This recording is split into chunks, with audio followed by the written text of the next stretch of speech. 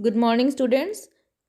This is the second part of the lesson, The Great Stone Phase 2, and I'm going to continue with the explanation of this story. So, till now, we have read that the poet asked Ernest to give him shelter, and Ernest readily agreed. The poet sat down beside him, and he and Ernest talked together. Never before had the poet talked with a man like Ernest, so wise and gentle and kind. Ernest, on the other hand, was moved by the living images flung out of the poet's mind. So they both were impressed by each other's personality. The poet was impressed to see a wise and gentle man like Ernest, and Ernest was impressed by the words, by the poetry, by the living images of the poet's mind. As Ernest listened to the poet, he imagined that the great stone face was bending forward to listen too. He gazed into the poet's eyes. "Who are you, my gifted guest?" he asked. The poet laid his finger on the book that Ernest had been reading. So, we know that Ernest was reading a book.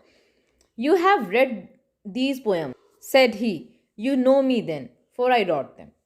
Again and again, Ernest examined the poet's features. He turned toward the great stone face, then back. He shook his head and sighed. So, what happened? The poet told Ernest that he was reading the book written by him, and Ernest examined the poet's features. He was looking and gazing at him closely. "Why are you sad?" inquired the poet. "Because," replied Ernest, "all through life I have awaited the fulfillment of a prophecy, and when I read these poems, I hoped that it might be fulfilled in you." Ernest told him that I was waiting for the prophecy to come true, and as I used to read these poems, I used to believe that the man who had written these poems, he is worthy of his likeness. And today I am seeing you. Okay, you are in front of my eyes, so I am overwhelmed. "You hoped," answered the poet, faintly smiling, means smiling, not widely, "to find in me the likeness of the great stone face. I am not worthy to be its likeness." "And why not?" asked Ernest. He pointed to the book. "Are not those thoughts worthy?" He said that, "why are you not considering yourself worthy of his likeness? Your thoughts are so great. You can hear in them the distant voice of a heavenly song. But my life, dear Ernest, has not corresponded with my thoughts." So the poet replied that, "Of course, you can hear the heavenly song in my poems, but my life does not correspond with my thoughts. I have had grand dreams, but they have been only dreams. Sometimes I lack faith in my own thoughts. Why, then, pure seeker of the good and true, should you hope to find me in the face of the mountain?" So, the poet here asked Ernest why he was considering him the worthy of his likeness, and he told him his weaknesses. Okay, the poet spoke sadly and his eyes were wet with tears. So too were those of Ernest. Means they both became emotional. At the hour of sunset, as had long been his custom, Ernest was to speak to a group of neighbors in the open air. He was discussing with neighbors. Together, he and the poet went to the meeting place, arm in arm.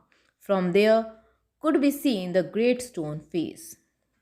So both the poet and Ernest went to converse with a group of neighbors in the open air, and from that place the great stone face could be seen.